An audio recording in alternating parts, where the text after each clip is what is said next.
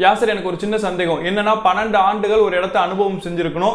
அனுபவம் செய்யக்கூடிய அந்த ஒரு விஷயம் அந்த நிலத்தினுடைய உரிமையாளருக்கு தெரிஞ்சிருக்கணும். அவர் எந்த விதமான எதிர்ப்பையுமே சொல்லியிருக்க கூடாது அப்படிங்கிற மாதிரி அனுபவ பாத்தியத்தில் சில நிபந்தனைகள் இருக்கிறது எனக்கு தெரியும்.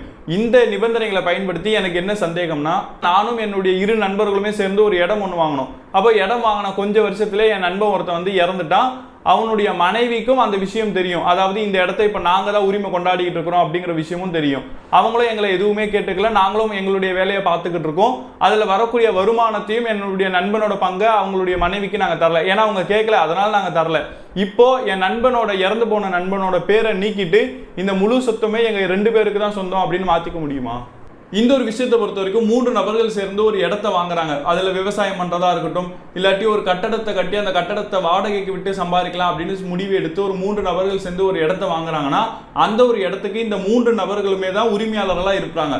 அப்போ இந்த 3 நபர்களில் ஒரு நபர் இறந்துட்டாரு அப்படின்னு சொன்னால், இறந்த நபருக்கு இப்போ உதாரணத்துக்கு உன்னுடைய நண்பர் வந்து இறந்துட்டாருன்னு சொல்றேன். அப்போ உன்னுடைய நண்பர் இறந்துட்டாருன்னா அவருடைய மனைவி தான் அதுக்கு வாரிசா வருவாங்க. அப்போ நீங்க எதை சம்பாதிச்சாலும் சரி, அந்த இடத்தின் மூலமாக எந்த லாபம் கிடைச்சாலும் சரி, அதை அந்த நபருடைய மனைவிக்கு நீங்க கரெக்டா கொடுத்துக்கிட்டே இருக்கணும்.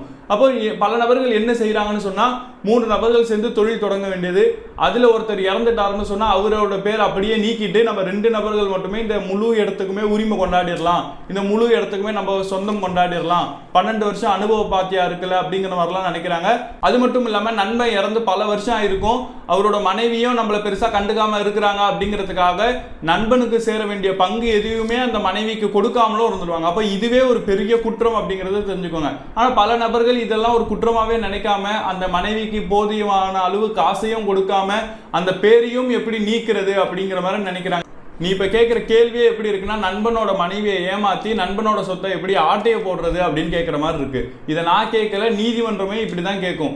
உதாரணத்துக்கு சொல்லணும் அப்படின்னு சொன்னா, ஒருவேளை இல்லைங்க என் நண்பன் இறந்துட்டான், அவனோட பேரை இன்னமும் சேர்த்து ஏன் வச்சுக்கிட்டு இருக்கணும், அதுக்காக தான் நாங்க நண்பனோட பேரை நீக்கலாமா அப்படின்னு நீங்க நினைச்சீங்கன்னா, அதுக்கு முதல்ல என்ன செய்யணும்னா, அந்த இறந்து போன நபரோட மனைவி இருக்காங்களா அவங்க கிட்ட இது சம்பந்தமா பேசணும். இந்த மாதிரி நாங்கள் வேற சில விஷயங்கள் செய்யலான் இருக்கோம், இதில் நீங்கள் இன்னுமே பார்ட்னராக இருக்கிறது எங்களுக்கு சரியான உடன்பாடு இல்லை, அப்போ அந்த அடிப்படையில் இந்த சொத்தை நாங்களே எடுத்துக்கிறோம், இந்த சொத்துக்கு உங்கள் நண்பன் எவ்வளோ தொகை கொடுத்தாரோ அதை விட அதிகமாக இன்னைக்கு மார்க்கெட் வேல்யூவில் இந்த விஷயத்துக்கு இந்த சொத்துக்கு எவ்வளவு தொகை போகுதோ, இல்லாட்டி நீங்கள் எவ்வளோ தொகையை விரும்புகிறீங்களோ, ஏன்னா அடுத்து உங்களோட வாழ்க்கைன்னு ஒன்று இருக்கும். அந்த மனைவி வந்து அந்த கணவன் இறந்ததுக்கப்புறம் ஒரு வாழ்க்கை இருக்கும். அப்போ அந்த வாழ்க்கையை வாழ்கிறதுக்கு உங்களுக்கு என்ன தொகை தேவைப்படுதோ அது நீங்கள் சொல்லுங்கள், நாங்கள் அதை கொடுத்துட்றோம் அப்படின்னு சொல்லிட்டு நீங்கள் தாராளமாக அவங்க மனைவி கிட்ட இது சம்பந்தமா ஒரு வியாபார ஒப்பந்தம் மாதிரி ஒன்று போட்டுக்கிட்டு நீங்க அவங்க கிட்ட தொகையை கொடுத்து இந்த சொத்துல இருந்து உங்களுக்கு எந்த விதமான தொடர்பும் இல்லைன்னு எழுதி வாங்கிக்கிட்டோம்னாலே இந்த பிரச்சனை சுலபமா முடிஞ்சிடும்.